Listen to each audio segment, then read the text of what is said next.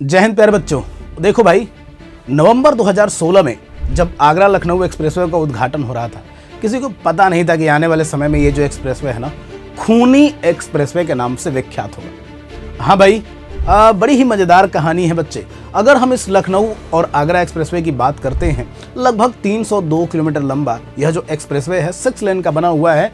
लेकिन मैं आपको यहाँ पर बताऊँ कि पिछले 9 वर्षों में लगभग 7,000 से ज़्यादा एक्सीडेंट यहाँ पर हुए। इन 7,000 से ज़्यादा एक्सीडेंट में बच्चे 4,264 ऐसे एक्सीडेंट रहे जिनमें कि लोग बहुत गंभीर तरीके से घायल हुए।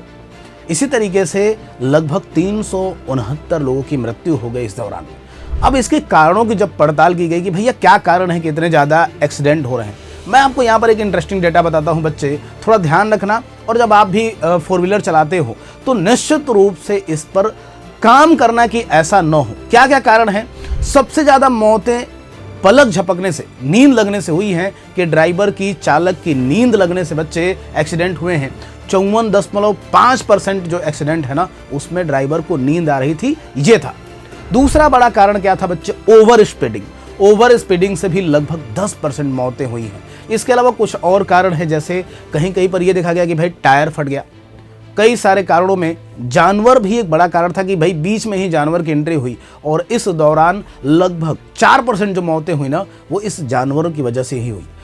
कुछ मौतें ऐसी भी हुई जिनके कारण पता नहीं चल पाए हैं। लगभग 25% ऐसी मौतें थी जिनका कारण स्पष्ट रूप से पता नहीं चल पाया।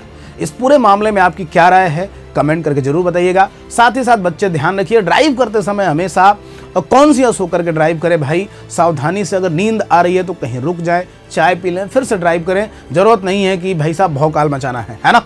तो अपना ख्याल रखें और सड़क सुरक्षा के साथ ही काम करते रहें।